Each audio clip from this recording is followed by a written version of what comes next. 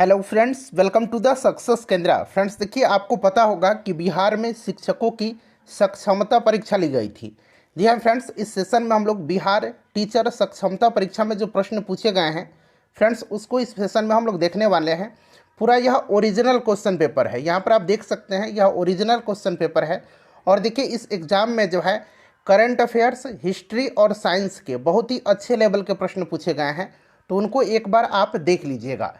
ठीक है ना फ्रेंड्स, आपको काफ़ी हेल्प मिलने वाला है जो आगामी बीपीएससी टीआरई 3.0 और बीपीएससी टीआरई 4.0 होने वाला है, उसमें आपको बहुत ही हेल्प मिलेगा यहाँ से। तो चलिए सेशन स्टार्ट करते हैं। एक बार सभी लोग जल्दी से सेशन को लाइक कर दीजिए और इसका लिंक किसी भी एक ग्रुप में जहाँ कहीं भी आप हैं वहाँ पर सेशन को देखने के बाद अवश्य शेयर कर दीजिएगा। देखिए फ्रेंड्स, बिहार में शिक्षकों की जो पात्रता परीक्षा लिया गया था, सक्षमता परीक्षा लिया गया था, इसका एग्ज़ाम ऑनलाइन लिया गया था। और जैसे मैंने आपको बताया है कि इस एग्ज़ाम में करंट अफेयर्स, हिस्ट्री और साइंस के बहुत ही अच्छे लेवल के प्रश्न पूछे गए हैं, जो आपके आगामी बीपीएससी टीआरई 3.0 और बीपीएससी टीआरई 4.0 के लिए काफ़ी हेल्पफुल रहने वाले हैं। इसलिए इस सेशन को देख लीजिएगा, काफ़ी फ़ायदा होने वाला है आपको आगामी बीपीएससी टीचर 3.0 और बीपीएससी टीचर 4.0 में। तो चलिए स्टार्ट करते हैं। एक बार सभी लोग सेशन को लाइक कर दीजिए। यहाँ पर आप देख भी सकते हैं, Bihar Vidyalaya Pariksha Samiti, Bihar school examination board, competency test for local bodies teacher 2024। और यहाँ पर आप देख सकते हैं ये जो पेपर लिया गया है, यहाँ पर देखिए 29 फरवरी 2024 को यह पेपर लिया गया है। चलिए शुरू करते हैं। अब देखिए फ्रेंड्स, इस एग्ज़ाम में अंग्रेजी से भी प्रश्न पूछा गया था और हिंदी से भी प्रश्न पूछा गया था। जैसे मैंने आपको बताया है कि बिल्कुल यह ओरिजिनल क्वेश्चन पेपर है। और देखिए, सबसे पहले हम लोग अंग्रेजी के जो प्रश्न पूछे गए हैं उनको देखेंगे। थोड़ा सा मैं जूम कर देता हूं ताकि प्रश्न और भी आपको स्पष्ट रूप से दिखाई दे। देखिए फ्रेंड्स, प्रश्न पूछा गया है कि द क्वालिटी ऑफ प्रोडक्ट्स, खाली स्थान दिया गया है ओवर टाइम। अब थोड़ा सा यहाँ पर ध्यान दीजिएगा। देखिए, ये जो आंसर दिया गया है ये आपका करेक्ट आंसर दिया गया है, और यहाँ पर देख सकते हैं ये कैंडिडेट के द्वारा दिया गया आंसर है। तो देखिए, इस प्रश्न का जो राइट आंसर होगा, the quality of products have been degrading over time, यानी कि ऑप्शन यहाँ पर 2 इसका करेक्ट आंसर हो जाएगा।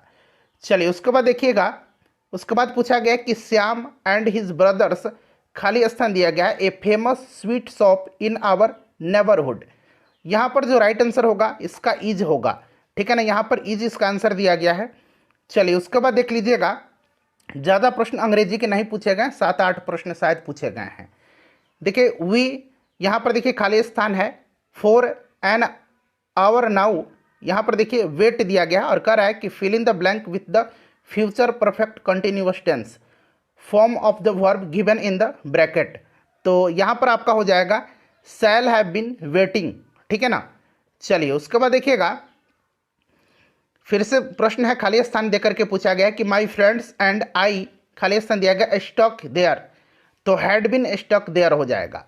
चलिए उसके बाद देखिएगा कि द स्टार्स, खाली स्थान दिया गया ब्राइट एट नाइट, तो यहाँ पर होगा आपका साइन ब्राइट एट नाइट हो जाएगा। यहाँ पर साइन हो जाएगा क्योंकि स्टार्स लगा हुआ है। ठीक है।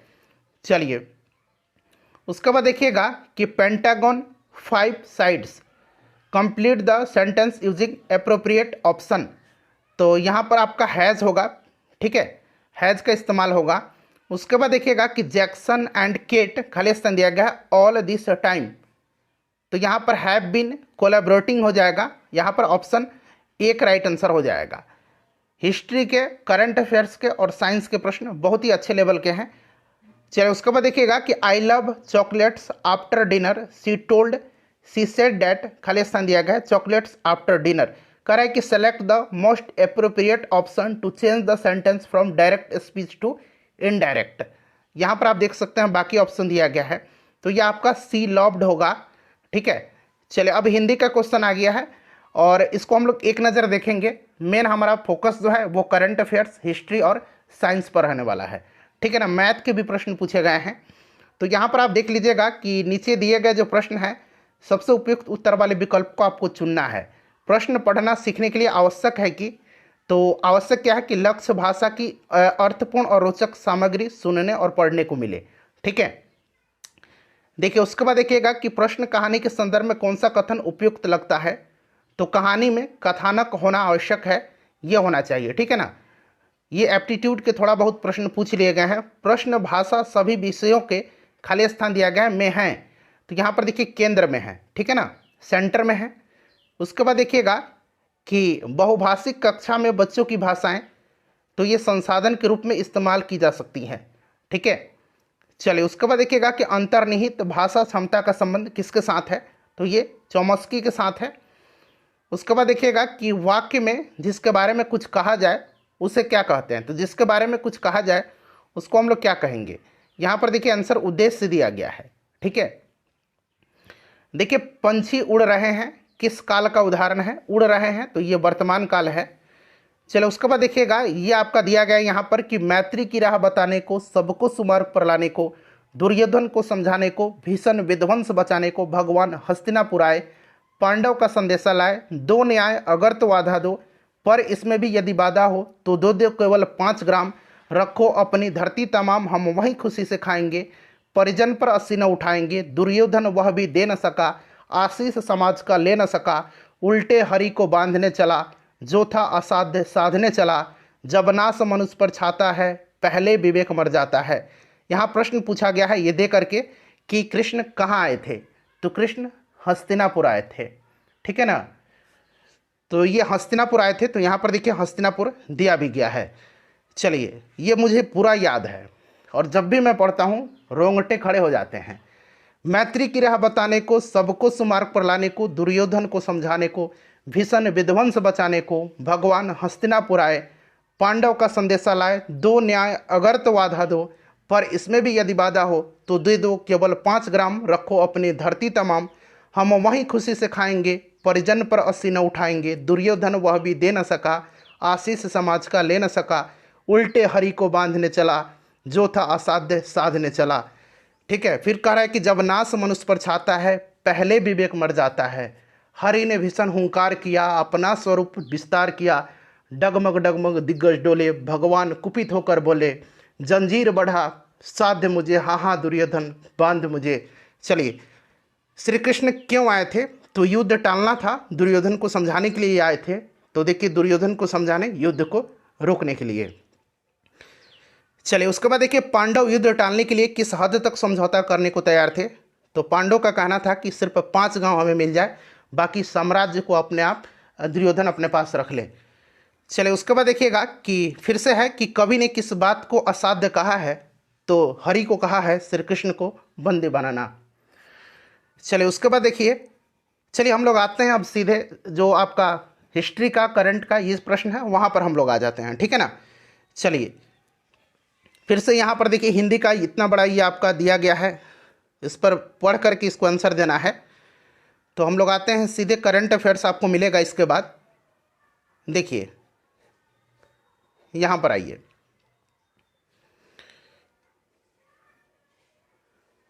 हाँ ये मैथ का प्रश्न है कि यदि एक साइकिल जिसकी कीमत 4000 रुपया है 3200 रुपये में बेचा जाता है तो छूट की दर क्या है, तो छूट कितना मिला है 800 रुपये का, ठीक है। इसकी कीमत कितनी है 4000 रुपये बटा 100 कर दीजिए, तो 2 जीरो से 2 जीरो कट जाएगा, फिर 1 जीरो से 1 जीरो कट जाएगा, और यहाँ पर 4 दूना 8 यानी कि 20% की छूट मिलेगी। तो ये 20% आंसर दिया गया। सिंपल सा मैथ पूछा गया इसमें। देखिए 60 छात्रों की कक्षा में लड़कों का लड़कियों से अनुपात 3:2 है, कक्षा में कितनी लड़कियां हैं, तो 3:2 है, टोटल छात्र 60 हैं, तो 3x और 2x यानी कि 5x हो गया, और ये 60 है तो x इक्वल टू कितना हो गया 12 हो गया, ठीक है ना। तो लड़कियों की संख्या हो रहा है तो 2 गुना 2x है तो 12 24 हो जाएगा लड़कियों की संख्या, ठीक है। देख सकते हैं सिंपल सा आंसर यहाँ पर मैथ का पूछा गया है। ये वर्क टाइम का पूछा गया है कि P और Q एक काम को 12 दिन में करते हैं, और फिर Q और R 15 दिन में, और R और P 20 दिन में। Q अकेले कितने दिन में करेगा, 20 दिन में यहाँ पर आंसर है। ये सब सिंपल सा क्वेश्चन है, ठीक है ना, मैथ का। चलिए फ्रेंड्स अब आते हैं हम लोग यहाँ पर। देखिए हाल ही में किस राज्य सरकार ने लगातार बारिश को राज्य आपदा घोषित किया है। ये करंट का प्रश्न है, आपके लिए इंपॉर्टेंट है, आपके लिए काम का चीज़ है। चलिए हाल ही में किस राज्य सरकार ने लगातार बारिश को राज्य आपदा घोषित किया है, तो ये हिमाचल प्रदेश ने किया है, हिमाचल प्रदेश ने। और हिमाचल प्रदेश के मुख्यमंत्री कौन है, सुखविंदर सिंह सुक्खू हैं, याद रखिएगा, ठीक है। चलिए भारी वर्षा हुई थी, काफ़ी जानमाल की क्षति हुई थी, जिसके कारण हिमाचल प्रदेश की सरकार ने राज्य आपदा घोषित किया था। देखिए, किस केंद्रीय मंत्रालय ने संस्कृति गलियारा G20 डिजिटल संग्रहालय की संकल्पना की है? अच्छा, G20 की भारत की अध्यक्षता के तहत संस्कृति मंत्रालय के द्वारा संस्कृति गलियारा G20 डिजिटल संग्रहालय की संकल्पना की गई है। संस्कृति मंत्रालय, मिनिस्ट्री ऑफ कल्चर के द्वारा, ठीक है ना। और देखिए, G20 का आयोजन भारत में हुआ था और इसका थीम था वसुधैव कुटुंबकम, जो कि 1 से 5 में बीपीएससी टीआरई में पूछा भी गया था इस बार, ठीक है ना। चलिए, उसके बाद देख लीजिएगा, अगला प्रश्न था कि हिंदी उपन्यास मैला आंचल के लेखक कौन थे? तो मैला आंचल जो है यह रचना है फणीश्वर नाथ रेणु की, ठीक है ना। चलिए फ्रेंड्स, उसके बाद देखिएगा कि 2022 राष्ट्रमंडल खेलों में भारत किस स्थान पर रहा था, जो कॉमनवेल्थ हुआ था। अंग्रेजी भी प्रश्न है, आप अंग्रेजी में भी देख सकते हैं। तो कॉमनवेल्थ हुआ था 2022 वाला बर्मिंघम में, ठीक है ना। और पदक तालिका में सबसे ऊपर ऑस्ट्रेलिया रहा था। भारत का स्थान इसमें चौथा रहा था। भारत ने टोटल 61 मेडल जीते थे, जिसमें से 22 गोल्ड था, 16 सिल्वर था और 23 ब्रॉन्ज था। चलिए, उसके बाद देखिएगा कि किस दिन को अंतर्राष्ट्रीय गरीबी उन्मूलन दिवस के रूप में मनाया जाता है। यहाँ पर देखिएगा, international day for the eradication of poverty. तो फ्रेंड्स, ये मनाया जाता है 17 अक्टूबर के दिन। यहाँ पर देखिए 17 अक्टूबर राइट आंसर दिया भी गया है, 17 अक्टूबर को। उसके बाद देखिए, अगला प्रश्न है कि राजा राम मोहन राय राष्ट्रीय पुरस्कार के लिए चुने गए ABK प्रसाद किस पेशे से जुड़े हुए हैं? देखिए, राजा राम मोहन राय जो आपका राष्ट्रीय पुरस्कार है, यह पत्रकारिता के लिए दिया गया था ABK राय को, ठीक है ना। पत्रकारिता में उनके महत्वपूर्ण योगदान के लिए दिया गया था और यह पुरस्कार प्रेस काउंसिल ऑफ इंडिया के द्वारा दिया जाता है। और 1828 में आपको याद भी होगा कि ब्रह्म समाज की स्थापना राजा राम मोहन राय के द्वारा किया गया था। तो ये जर्नलिस्ट हैं, पत्रकार हैं, ABK प्रसाद, याद रखिएगा। चलिए, उसके बाद देखिए, प्रश्न है कि ओडिशा के संबलपुर में ब्रह्मा कुमारी द्वारा नए भारत के लिए नई शिक्षा अभियान की शुरुआत किसने किया है? तो फ्रेंड्स, भारत की राष्ट्रपति श्रीमती द्रौपदी मुर्मू जी ने जो है 22 नवंबर 2023 को ओडिशा के संबलपुर में ब्रह्मा कुमारी संबलपुर के एक शिक्षा अभियान नए भारत के लिए नई शिक्षा का शुभारंभ किया। किसने किया था? तो द्रौपदी मुर्मू जी ने किया। तो यहाँ पर देखिए, द्रौपदी मुर्मू दिया गया है। और ये जो अभियान है, इसकी परिकल्पना जीवन के मूल्य का विकास करने और बेहतर समाज के लिए विद्यार्थियों की चेतना जगाने के लिए की गई है। चलिए, उसके बाद देखिएगा कि मुगा रेशम के लिए प्रसिद्ध जो है कौन सा राज्य है? मुगा रेशम के लिए। तो यहाँ पर देखिएगा, जो मुगा रेशम है, अगर हम बात करते हैं तो भारत रेशम का सबसे बड़ा उपभोक्ता है, ठीक है। और यहाँ पर पांच प्रकार की रेशम की किस्म है: मलबरी रेशम, टसर रेशम, ओक टसर, एरी और मूंगा सिल्क, ठीक है ना फ्रेंड्स। तो यहाँ पर आप देख सकते हैं, ये आपका असम राइट आंसर होगा इसका। चलिए, उसके बाद देखिएगा कि और सिल्क सिटी बिहार का भागलपुर को कहा जाता है। बच्चों की शिक्षा के लिए वायस्की का सिद्धांत का अनुप्रयोग प्रस्तावित है। तो ये आपका कोलैबोरेटिव लर्निंग यानी कि सहयोगात्मक अधिगम के लिए। चलिए, अब ये आपका आ गया प्रश्न, ये आपका अधिगम शिक्षा अधिगम से ये प्रश्न पूछा जा रहा है, ठीक है। चलिए, उसके बाद मैं आपको दिखाता हूँ और प्रश्न क्या क्या पूछा गया है।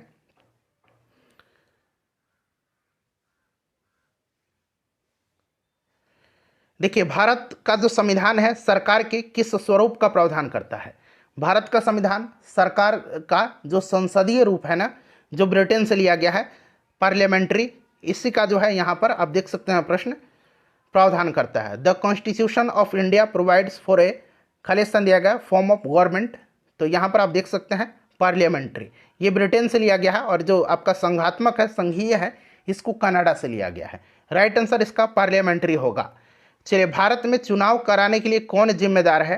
तो चुनाव कराने के लिए चुनाव आयोग जिम्मेदार है। अच्छा, चुनाव आयोग की बात करते हैं तो प्रथम मुख्य चुनाव आयुक्त जो थे ये सुकुमार सेन थे। और वर्तमान में कौन है मुख्य निर्वाचन आयुक्त? तो राजीव कुमार हैं, ठीक है ना। तो यहाँ पर आपका चुनाव आयोग हो जाएगा। और प्रश्न पूछा भी गया था कि चुनाव आयोग किस प्रकार की संस्था है। तो चूंकि संविधान में अनुच्छेद 324 से लेकर के 329 तक में इसका जिक्र किया गया है, इसलिए यह एक संवैधानिक निकाय है, ठीक है। चलिए, उसके बाद देखिएगा कि संघवाद में शक्ति विभिन्न घटक इकाइयों के बीच विभाजित होती है। और देखिए, in federalism power is divided between various constituent unit and, तो ये आपका सेंट्रल अथॉरिटी हो जाएगा, केंद्रीय प्राधिकरण, ठीक है, सेंट्रल अथॉरिटी होगा। उसके बाद देखिएगा कि यदि समवर्ती सूची के विषय में समवर्ती सूची के विषय के लिए बनाए गए कानूनों में कोई विरोधाभास होता है तो किसके द्वारा लिया गया निर्णय मान्य होगा? तो यह आपका जो यूनियन गवर्नमेंट है उसी के द्वारा। और आपको पता है कि जो 7वीं अनुसूची है, जो 7वीं अनुसूची में आपको याद होगा फ्रेंड्स कि केंद्र और राज्य के बीच शक्ति का बंटवारा है, और इसी में संघ सूची, राज्य सूची और समवर्ती सूची का प्रावधान है। समवर्ती सूची की अवधारणा ऑस्ट्रेलिया के संविधान से लिया गया है, साथ साथ आप इसे भी याद रखिएगा। देखिए, भारत के किस राज्य में सबसे गरीब लोगों को खाद्य सुरक्षा प्रदान करने के लिए सबसे पहले अंत्योदय अन्न योजना शुरू किया गया था? अंत्योदय अन्न योजना को केंद्र सरकार के द्वारा सन 2000 में लॉन्च किया गया था, और पहली बार राजस्थान में इसे लागू किया गया था। राजस्थान यहाँ पर राइट आंसर होगा, राजस्थान, ठीक है ना। यहाँ पर केरल आंसर दिया गया है, जो कि गलत आंसर दिया गया है, राजस्थान होना चाहिए आंसर इसका। चलिए, कैंडिडेट के द्वारा सही आंसर दिया गया है। भारतीय मानक समय ग्रीनविच मीन टाइम से कितना घंटा आगे है?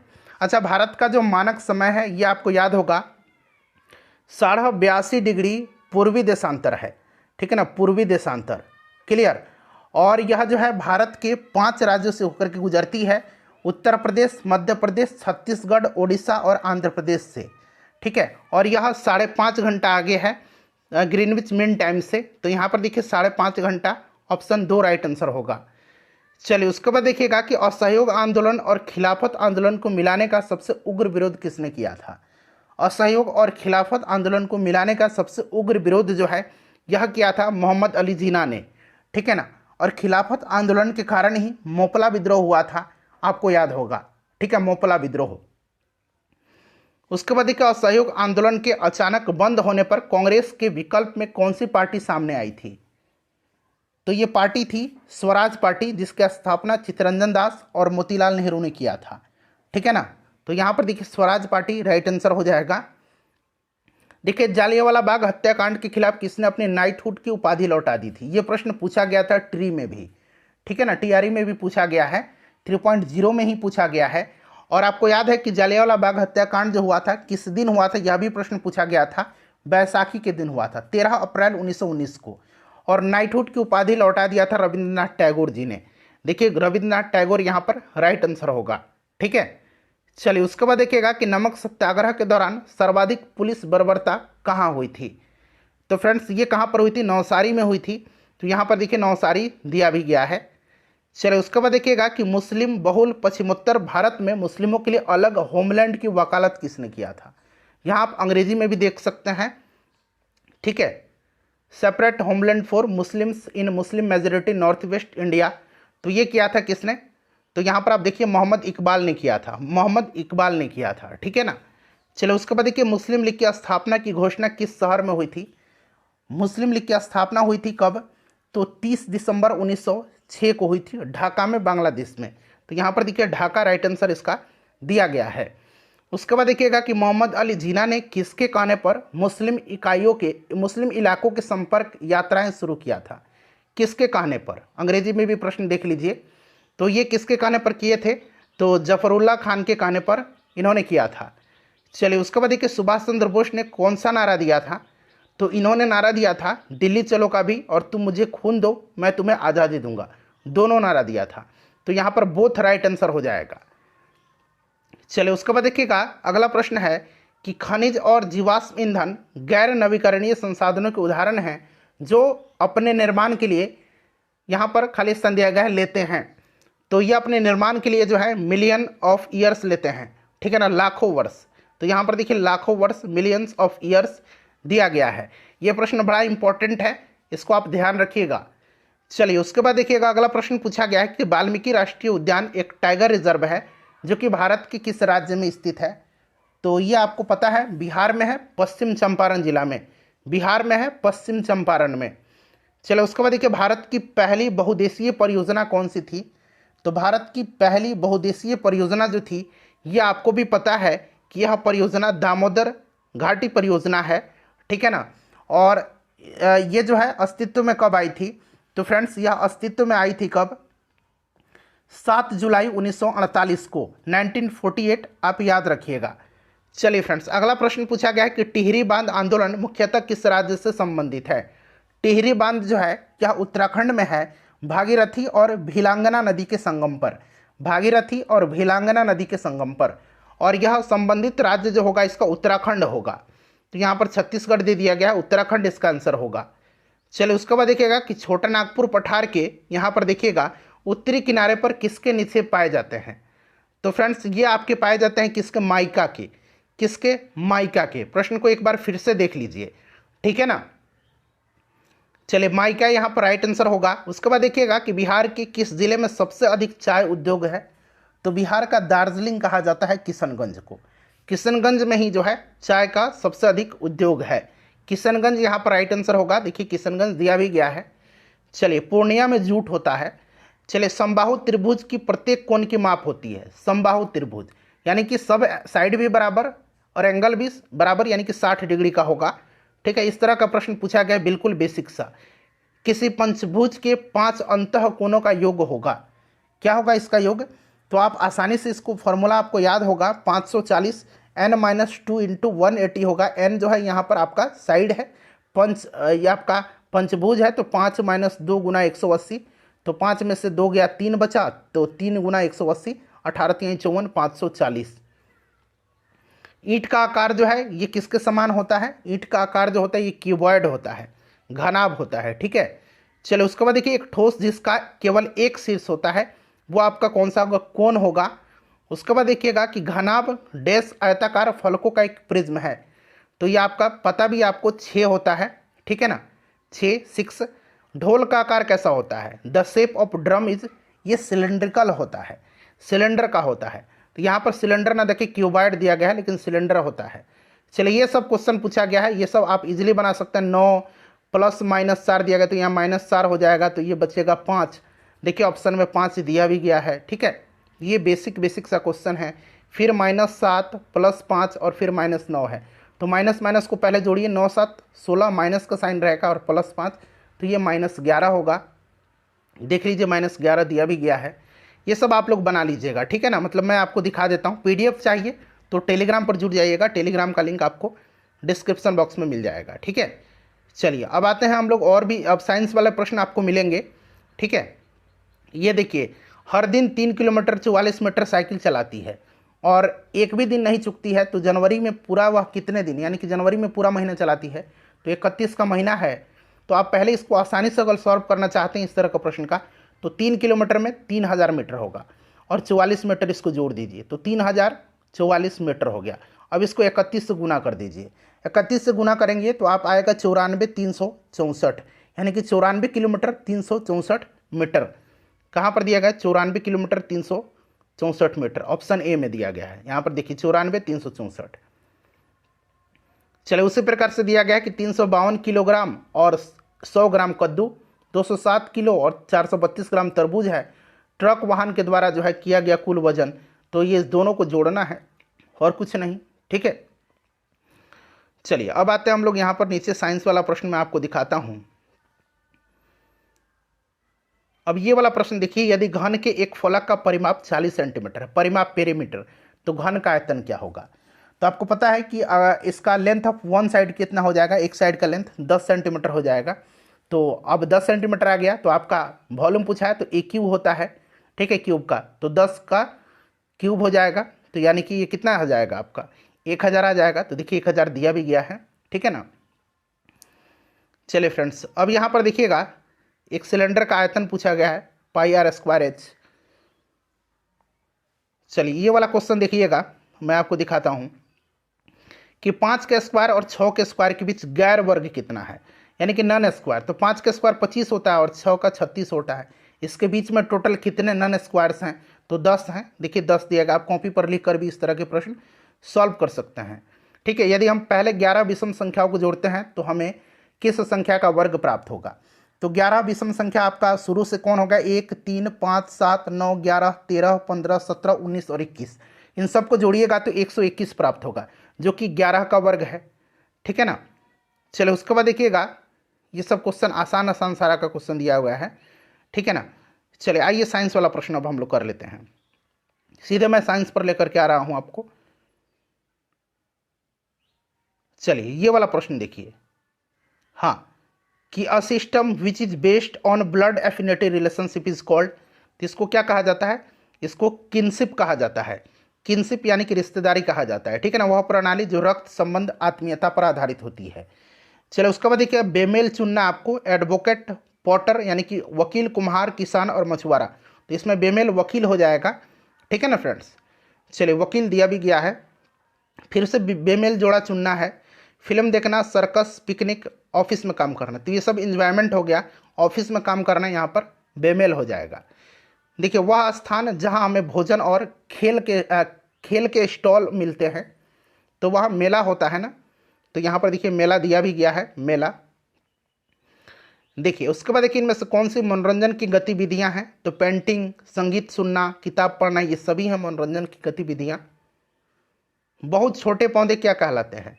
इनको हम लोग कहते हैं हर्ब कहते हैं, हर्ब, ठीक है ना। इनको हर्ब या श्रब कहते हैं, जड़ी बूटी कहते हैं। बहुत छोटे यानी कि very small plants are called herb. चलो उसके बाद देखिएगा गुलाब का पौधा है, रोज प्लांट इज ए। तो फ्रेंड्स यह एक हर्ब है, ठीक है, गुलाब का पौधा। चलिए उसके बाद देखिए निम्नलिखित में से कौन सा जानवर अपने दुश्मनों से छिपने के लिए अपने शरीर का रंग बदलता है? तो आपको भी पता है ये गिरगिट बदल देता है, गिरगिट देखिए दिया गया है।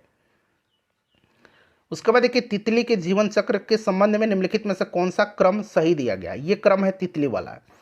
तो यहाँ पर देखिएगा कि एग, लार्वा, प्यूपा और एडल्ट, ये वाला क्रम सही दिया गया है, देख सकते हैं आप। कौन सा सर्वहारी जानवर है इसमें से? कौन सा ओमनीवोरस एनिमल है बताइए? तो यहाँ आपका सर्वहारी कुत्ता हो जाएगा, ठीक है ना। उसके बाद देखिए मधुमक्खी का घर क्या कहलाता है? तो मधुमक्खी का छाता ही तो कहलाता है, ठीक है, मधुमक्खी का छाता, बी हाइव। चींटियां जब चलती है तो अपने पीछे क्या छोड़ती हैं? अपने पीछे वो गंध छोड़ती हैं, ठीक है। तो यहाँ पर देखिए स्मेल, गंध दिया गया है। उसके बाद देखिए गलत उत्तर चुनना है, कह रहा है हाँ खेलना किसी के भी, ये आपका अधिगम से संबंधित है, इसको छोड़िए। चलिए जिन छोटे बच्चों से काम करवाया जाता है उन्हें माना जाता है, तो उनको चाइल्ड लेबर माना जाता है, यानी कि बाल श्रम, ठीक है ना, बाल श्रम इनको माना जाता है। भोजन पकाने में किस ऊर्जा का उपयोग किया जाता है? भोजन पकाने में किसका उपयोग किया जाता है? तो हीट का, ठीक है ना, हीट का इस्तेमाल किया जाता है। चलिए उसके बाद देखिए हम क्रिकेट खेलने के लिए किसका उपयोग करते हैं? तो हम लोग मांसपेशीय का जो मस्कुलर एनर्जी है उसका उपयोग करते हैं क्रिकेट खेलने के लिए, ठीक है। चलो उसके बाद देखिए किसी बीमार व्यक्ति को तुरंत ऊर्जा प्रदान करने के लिए क्या दिया जाता है?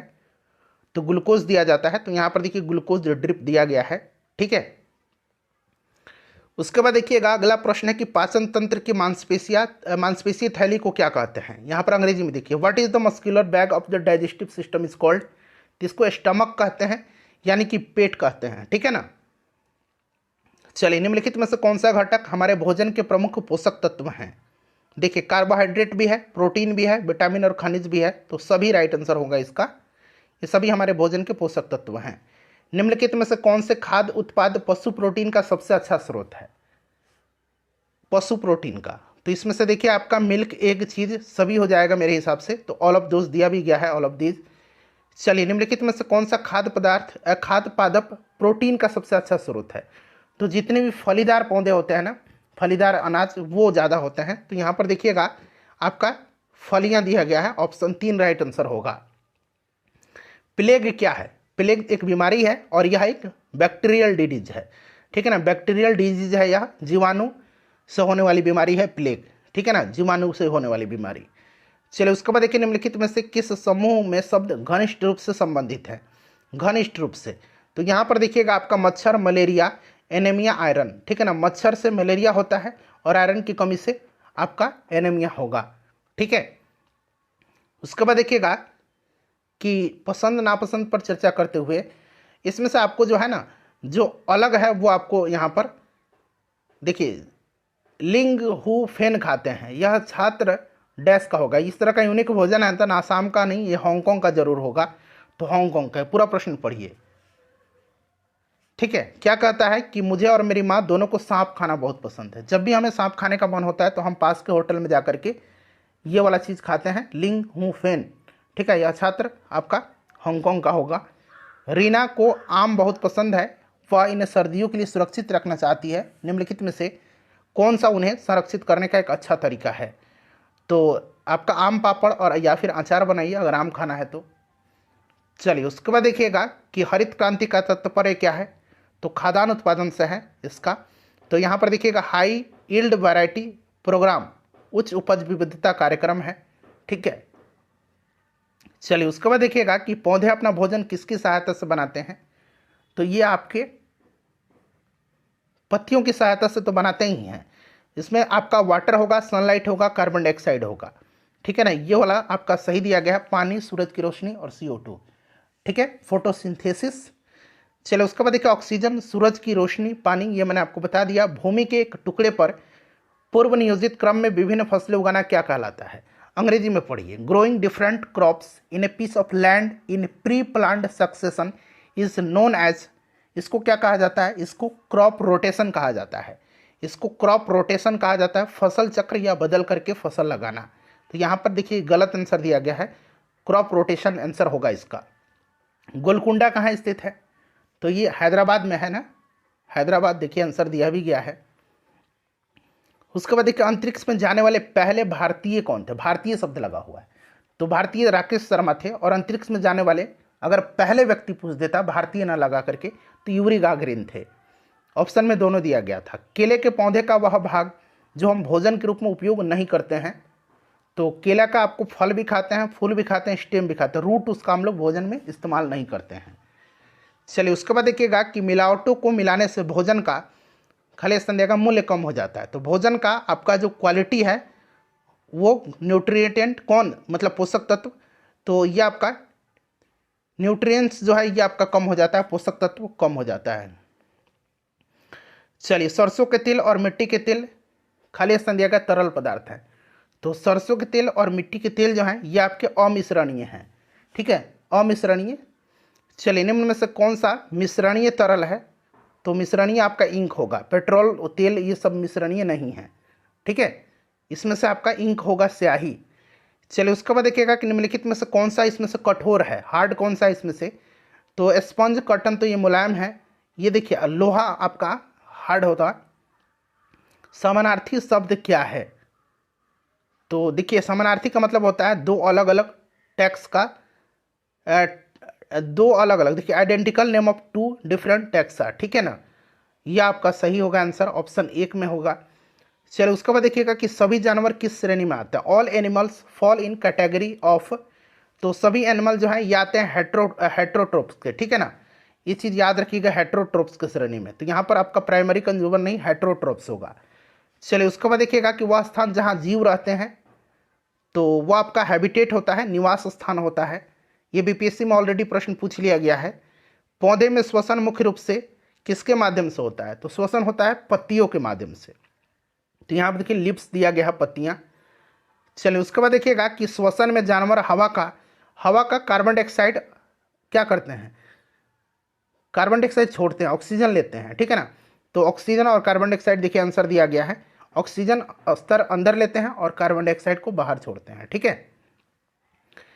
10 मिलीमीटर बराबर है, ये आप बताइएगा मुझे। चलिए ये आप बताइए 10 मिलीमीटर बराबर है, ठीक है, मैं आंसर आपको नहीं दिखाऊंगा। चलिए एक विद्युत बल्ब में कितने टर्मिनल होते हैं, an electric bulb has 2 terminals, ठीक है ना, 2 टर्मिनल होते हैं, एक पॉजिटिव और एक निगेटिव, 2 टर्मिनल होते हैं। लेकिन यहाँ पर आंसर 3 दिया गया है जो कि गलत है, 2 टर्मिनल होंगे। एक पूर्ण विद्युत परिपथ को खाली स्थान विद्युत परिपथ कहा जाता है। A complete electric circuit is called closed electric circuit, इसको क्या कहा जाता है, क्लोज्ड इलेक्ट्रिक सर्किट कहा जाता है। देखिए कई बार बंद परिपथ में बल्ब नहीं जल पाता है, क्लोज सर्किट है फिर भी। निम्नलिखित में से कौन सा बल्ब के न जलने का कारण नहीं है, नहीं पूछा गया है, तो the bulb is not fused, ठीक है, फ्यूज नहीं है तो जलेगा, न जलने का कारण पूछा गया, तो इसीलिए ऑप्शन 4 यहाँ पर राइट आंसर होगा। भूकंप के कारण हो सकते हैं, तो भूकंप का कारण आपका क्या होगा, सुनामी, भूस्खलन और बाढ़, ये सभी हो जाएगा, ठीक है। चलिए उसके बाद देखिएगा कि बड़े भूकंप आने की संभावना कम होती है, तो उड़ीसा में बड़े भूकंप के आने की संभावना कम होती है, तुलनात्मक रूप से उड़ीसा सुरक्षित क्षेत्र में आता है, ठीक है ना।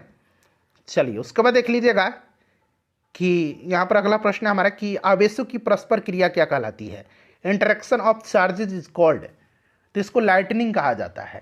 और interaction of electric charge is called electricity. तो यहाँ पर इंटरेक्शन ऑफ इलेक्ट्रिक चार्ज रहता तो इलेक्ट्रिसिटी पर आप लगा सकते थे, लेकिन आवश्यक की जो परस्पर क्रिया है interaction of charges is called lightning, यानी कि तड़ित। ठीक है ना। देखिए भूजल के ऊपरी स्तर को क्या कहा जाता है? भूजल के ऊपरी स्तर को वाटर टेबल कहा जाता है, जो कि यहाँ पर देखिए जल तालिका दिया भी गया है। चलो उसके बाद देखिएगा कि जलवाष्प का अवस्था क्या है। वाटर वेपर इज, खाली ऑप्शन दिया गया फेज ऑफ वाटर, तो ये गैसियस अवस्था है। ठीक है ना, गैसियस यहाँ पर राइट आंसर होगा इसका। उसके बाद देखिए पूछा गया कि पृथ्वी की सतह पर कितना पानी मौजूद है, तो 71% आपको पता है मौजूद है, परसेंट में है। तो इसको जब आप परसेंट हटा देंगे ना तो ये आपका 0.71 हो जाएगा, जो कि ऑप्शन में दिया भी गया है। इसमें का सारा मैंने आपको हिस्ट्री, करंट अफेयर्स, जितने भी जीके जीएस था मैंने आपको करा दिया है। लाइक कर दीजिए और इसको शेयर कर दीजिए फ्रेंड्स।